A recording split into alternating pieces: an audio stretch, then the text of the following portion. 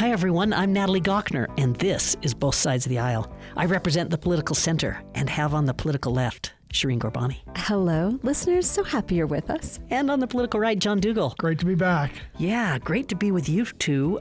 Listen, I want to go through a little bit of a lightning round here. Okay. You with me? Yep. We're going to do the Defense Secretary Pete Hegseth, who's... I'm sorry, your time's up. He started this Operation Southern Spear targeting narco-terrorists. They keep blowing up these boats in the Caribbean, John. And it's throwing me off because I think of our country. Not just the Caribbean, but that's where most of them are. Okay. Some in the Pacific. I think of our country as this moral leadership and rule of law and, right to a fair trial kinds of things. And we keep taking people out.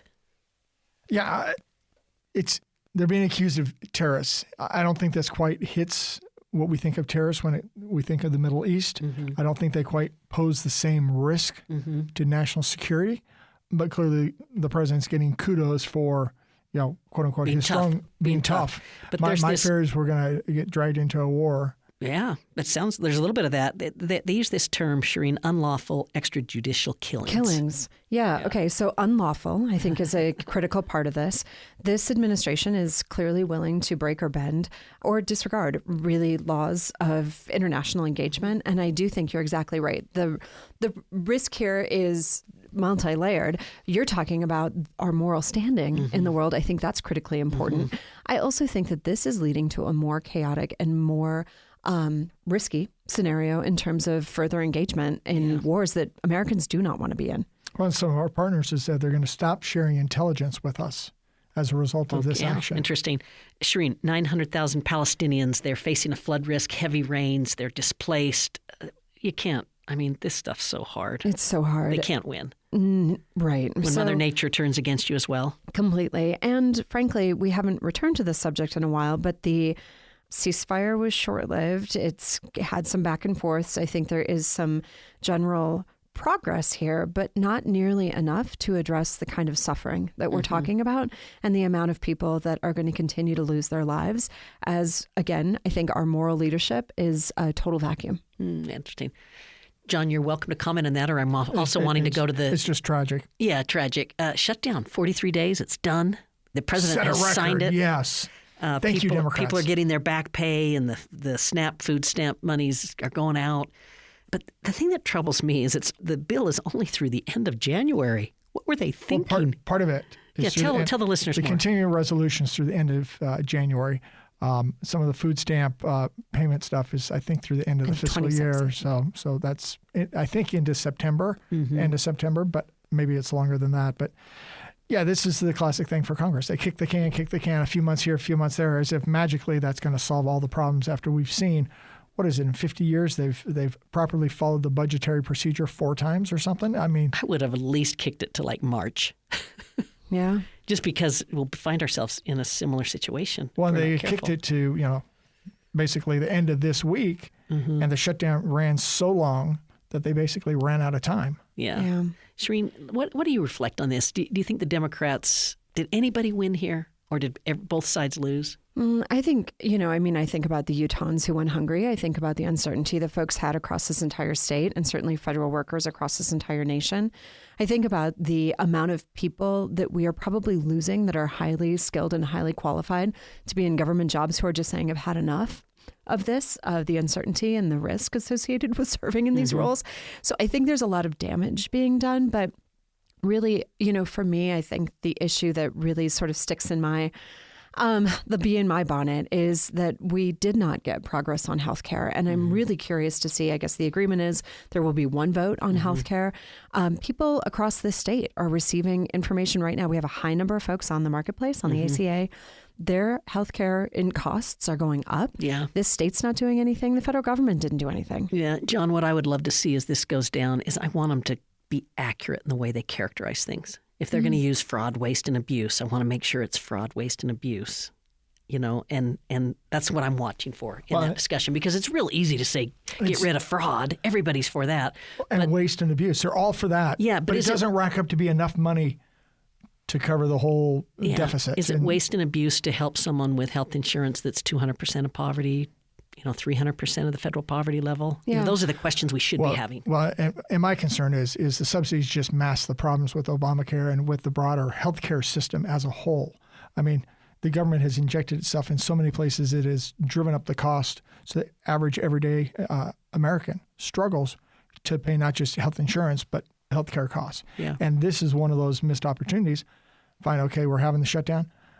I jokingly said this to folks, but I'm kind of serious. We should have just locked all the congressmen and women in the Capitol for the entire shutdown period. Figure it out. And forced them to negotiate on this, that, and the other. And hopefully they would have worked on some areas to say, okay, we all want the cost of healthcare to be down. Okay, what is it that we've done that has driven the cost up? And work on that rather than, if you will, the Senate doing whatever the Senate did and the House basically going on vacation for 5 weeks. I know that people feel like we, are often getting along. We are. I do think that we get along. But I do think this is a great example of a key difference that we have, because you're saying, what is government's role in driving up the cost of healthcare? I, of course, like to ask, what is the role of unfettered capitalism that's driving the cost of healthcare exploding in this country? And I just kind of go back to, my girl Elizabeth Warren, capitalism without rules is theft. And where is it that we can find across the way our structures work in this country and government to drive down costs? I couldn't agree more that we need everyday working people in the state need somebody to really be fighting for them. Unfortunately, that's not anyone that we've sent to Congress. Well, we don't have unfettered capitalism, so let's stop pretending that we do. Yeah, and I think that's a good one for us to do a single show on. Okay. Healthcare reform. Let's do it. Yeah. I know. I have some ideas who we could invite. Okay. John and Shireen, the Trump administration is saying that they may not release the October inflation and jobs data. This is the Bureau of Labor Statistics. Why not? Government shut down. Did they get the surveys done? Did they have the workers to do it? There's a few times, very precious few in the government statistical accounting where they miss a year. That one happened during COVID, for instance, and the like. But it's a shame because you lose a data point. And right now, it's in the Trump administration's interest to not have that data out, because we know quite clearly that inflation is bumping up and that jobs are dropping. Yeah. Well, this is one of those things. I think Trump is falling into the same problem that Biden had. He's looking at certain statistics and trying to say, the economy's better because inflation has been tamed, or it's less than it used to be. Mm-hmm. That's not what everyday buyers are looking at. They walk in the grocery store and see, are the prices up or down? And while the president says prices are down, they don't see prices down. Yeah. And maybe he's talking that inflation is not growing as rapidly, but that's not prices are down. Yeah. And so there's a disconnect. And so I think the electorate is going to hold him accountable just like they held Joe Biden accountable. And they're just ticked off as a result. It's a talking point to essentially say, it was so much higher under Biden and now it's so much better, because there was a post-pandemic data distortion that came out of COVID that forced inflation higher. Everyone had their hands in that, meaning they passed these stimulus bills and then COVID limited supply of goods. And so you have too much money chasing too few goods, and inflation spikes, got as high as 9%. It's at 3 something right now, about 3.1. Not good enough. We got to get it down. Yeah. Well, and like I said, when the president says prices are down, prices ain't down on most things. Mm-hmm. I mean, I just think this is sort of the central. I think the recent elections and general approval rating of the president suggests that he is susceptible to gravity, right? People are seeing this, they're experiencing it. They understand that life has become less affordable. And I think they also see a president who said he was going to go out and fight for them, but is absolutely happy to hand out billions of dollars to the wealthiest and to large corporations, and do it at the expense of taking from you, taking from your neighbor, taking from most working people. She pointed at you when she said you, because you're high income, John. That's right. High income. I've been high income my whole life, clearly. What I was going to say is, I know the president's feeling some pressure. We talked last week about the 50-year mortgage. Mm-hmm. Well, what is that about? Trying to reduce the monthly payment for a house. Mm-hmm. Now, we all thought that was a bad idea, but okay, he's feeling pressure there. The $2,000 rebate to folks coming off of the tariffs, okay? Cutting some of the tariffs on bananas and coffee and so forth. Mm-hmm. All these things are an indication that he's starting to see. Yeah. Okay. And he's also run to the front of the parade on the Epstein files, because he says he now wants the files released, which is interesting to me because he once denied that there even were files. Yeah, that's right. Or that he was in the files. It wasn't until he could tell that they were going to vote against him and put him in a situation where he had to veto it. I also think the American public does not want a government a Republican leadership that is protecting pedophiles. Like, this is truly the point that we are at, the kind of horrific sex trafficking of children that Jeffrey Epstein engaged in is something that we should all be able to agree on. Get ready for the women vote on this one. Or, I think it's a good time for us to call our representatives in Congress and let them know exactly how we feel on this, because they've been pretty quiet, except for John Curtis, who did say that he would vote in support. Proud of him for that. But I just think it's horrific. The kind of violence that people endured is horrific. And we do deserve to know what happened here. Did you read some of the emails, John? No, I didn't read the emails. I did hear on the news. Read the news reports. The emails are sort of interesting. There's just this fascination that Epstein apparently had with Donald Trump, because he comes up in so many of the emails. It just is a stunning amount of, information. Well, there's some of those that say he was a sleazy guy, the worst of the worst. And then there's others that say he's really a plant by foreign governments to get dirt on all sorts of high-level officials in our government. Yeah. Whatever it is, it is. The file should be released. We should know what's going on. Action should be taken accordingly. Hold the people accountable. Let's do it. And if there's really nothing there other than Epstein and Maxwell, then let's move on. But get it out there. Yeah. Let's take a short break, and then I want to talk about Marjorie Taylor Greene. Thanks, everybody. Natalie Gochner with Shireen Gorbani and John Dougal. Stay tuned. You're listening to Both Sides of the Aisle on UPR. We love to hear from listeners like you. If you would like to send us a comment, email bsotapodcast@gmail.com. That's bsotapodcast@gmail.com. Thanks for listening. Shireen Gorbani on the left. John Dougal on the right. Natalie Gochner in the political center. This is Both Sides of the Aisle, and I want to talk to the two of you about Marjorie Taylor Greene. I'm sitting there on Sunday. I'm watching State of the Union. One of Trump's staunch supporters. Yeah. Allies. Dana Bash is a real pro, and she did a really, let's call it, how would I describe it? Just talented interview with Marjorie. Challenging her on some of the things she's saying, but also giving Marjorie a chance to talk and make her case. Marjorie Taylor Greene is turning a new leaf, Shireen. She's basically saying, I'm ready for a new path forward. I take ownership of the things I've done in the past, but we've got to change. It's got to stop. Love to hear it. I know. And Trump's called her a traitor. Yeah. And she's worried about political violence. Yep. Your quick take, and then Well, John's. I do believe she was held accountable for that because, she was confronted with the fact that her rhetoric has certainly led to an increase in violence and feeling that for folks on the other side of her words.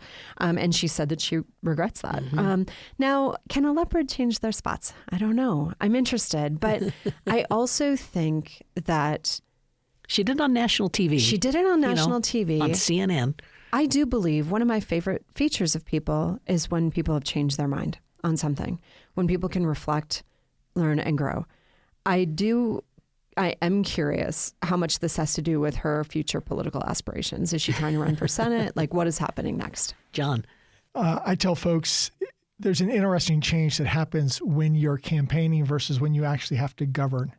And I would say she was finally forced to have to govern in the shutdown and started seeing some of the issues and challenges there. She saw the impact on everyday Americans. She started questioning some of the comments the president was making about the cost of living.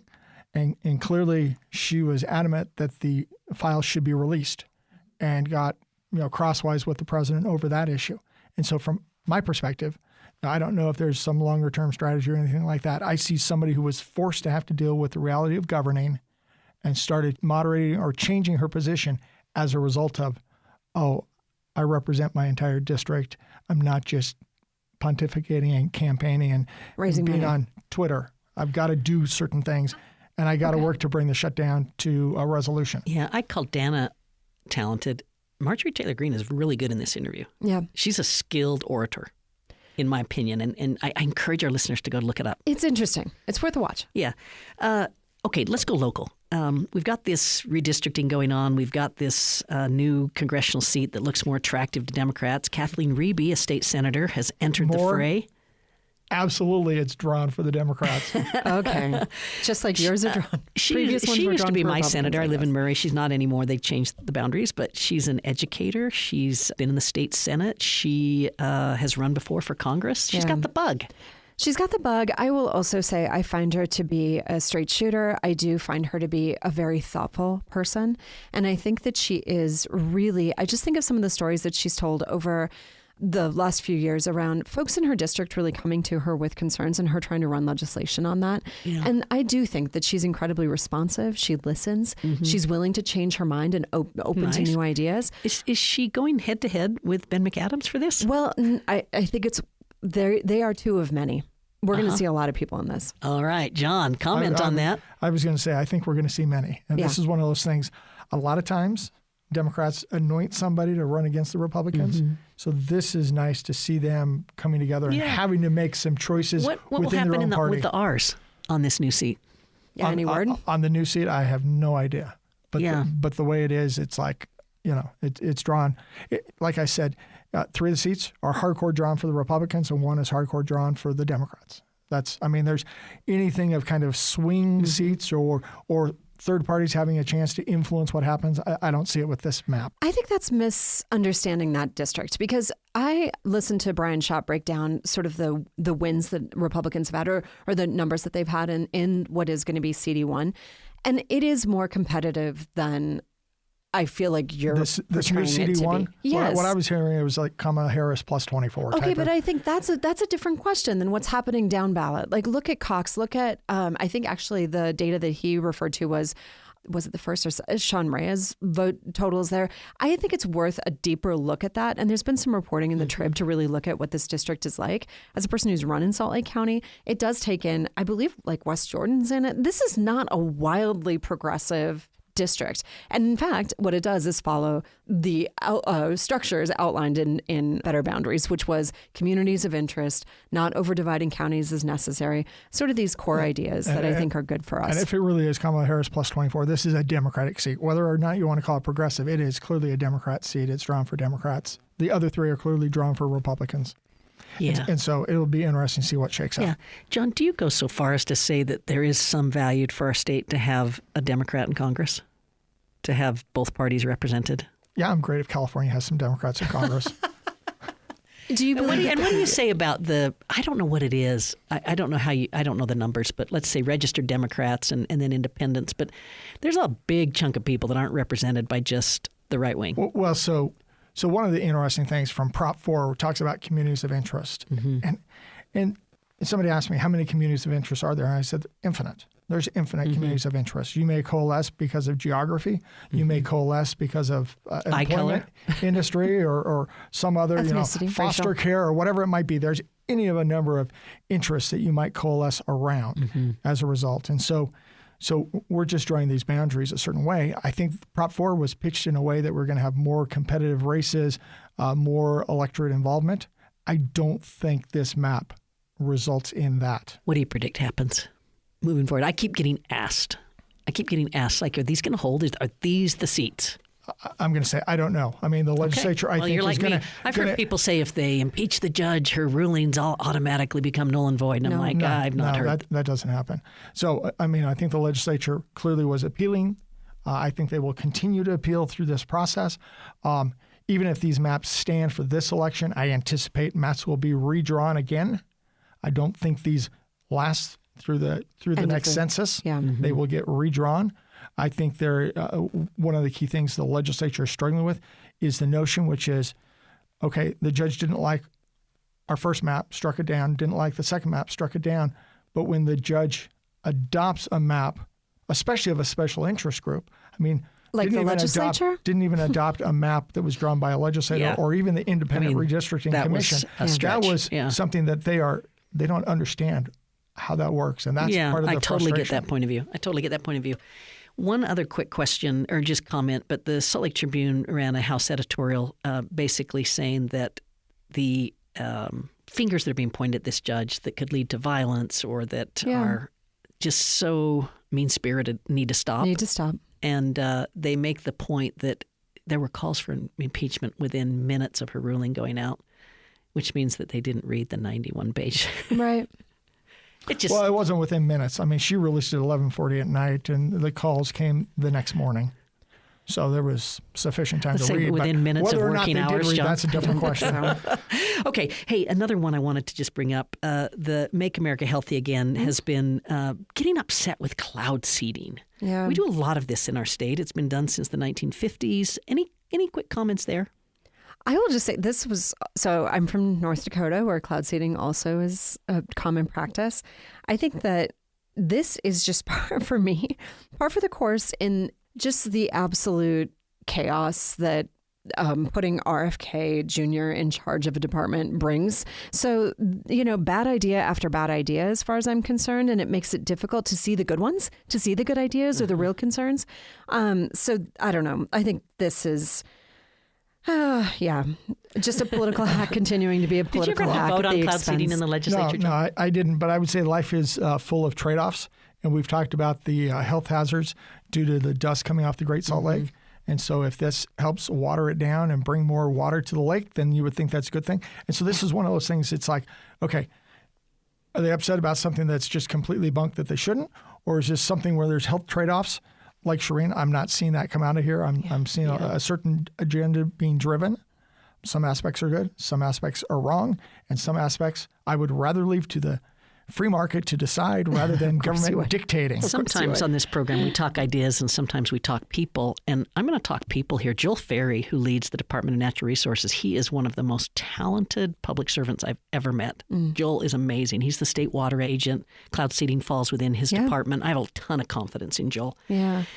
I didn't tell you guys I was going to bring this up, but the Gardner Institute this week releases the state's new long-term population employment projections. We only do that every 4 years. It's a big deal. What do you want to know about them? Very interested. So does it tell me about kind of the way it's organized? Well, basically, we have about 3.5 million Utahns right now. We're projecting over the next 40 years we'll grow to 5.6 million. It's like adding the state of Idaho over 40 years. But we're going to acquire Idaho. Not through force. Just in the amount of people. Just giving you a comparable. About 2/3 of that growth will come from migration in our projections. That's a switch. That's a change. That's a switch. Yeah. Fastest growing. Migration meaning people that have no connection to Utah coming, or people that have a connection to Utah that have left that are coming back? Well, all of that is net in migration, but we know from survey data about 1 in 4 are returning home. Okay. Yeah, something like that. Fastest growing county, Wasatch County. This is where Heber is, followed by Utah County. Yeah. Utah's second largest county, followed by Washington. Well, I've heard St. rumblings George. that Utah County potentially is going to be larger than Salt Lake County. Yeah, it does not happen during this projection horizon over the next 40 years, but it's getting close. Yeah. But Salt Lake County remains by far the employment center for the state, where most of the jobs are. Just a quick. Oh, and one other one. Yeah. The population 65 and older goes from 1 in 8 to 1 in 4. 1 in 8 to 1 in 4. Now that's will be dramatic. 65 and older. I think about that from the recent news of Salt Lake County closing a senior center. I think about that in terms of programs like Meals on Wheels or elder care. I think that the state has underinvested in an aging population. Yeah. They haven't had to, right? Yeah. I wonder if we'll start to see movement, and it should happen now from the legislature. Just the theme is growth and change. Yeah. And I'd love to know more about what it's going to take for Utahns to have more kids, what this means in terms of fewer kids. That's a great point. I mean, it's hard to close schools, but when you have a shrinking population of students, you have to do that to deal with costs. Yeah. When I started my professional career, we had a birth per woman about 3.2. Then it got to about 2.6 and stayed there for a long time. Right now it's about 1.8. And over this horizon, we take it to 1.6. Yeah. Well. And what's Italy these days? I don't know. It's like lower than that. Lower than that, yeah. I do think, though, that this ties into me for a larger conversation about where the state's priorities actually are. I spent the morning at the Utah Business Conference, which is a good, interesting convening, I think, in terms of the themes that you see. But I do feel like we have to get a lot more serious about tackling these challenges on the horizon in really collaborative ways. And I think some of these spaces, I hope that they feel stretched to do that. Yeah. So it's a lot of cultural and demographic shifting. Yeah. 1 minute in the program left. Tim Ballard gets a break from the Salt Lake DA. Sim Gill will not file criminal charges against Tim Ballard. John? What it sounds like, he's he just didn't have enough information. Just didn't pass the test. To be able to reach that higher threshold of what the courts require. I would say, unfortunately, this is the case for most individuals who experience sexual violence. It is incredibly difficult to pursue legal avenues around sexual assault because of structural barriers of all sorts of varieties. Think of the courage it takes to come out and speak to it, and then to not see it charged. Yeah. That's got to be a real tricky thing. Have you worked with Sim Gill a bit? I have, yeah. Yeah, he's a pretty straight shooter, yes? I mean, no. You would say no. Absolutely not. I was asking it to be provocative. But I would say it is, the district attorney has to be one of the most challenging jobs in the state. Yeah, and he's been doing it for a long time. Hey, well, great program. Thanks so much, you two, for the great conversation. Shireen Gorbani, John Dougal, Natalie Gochner. Program's produced by Anthony Scoma. Thanks for listening, everyone.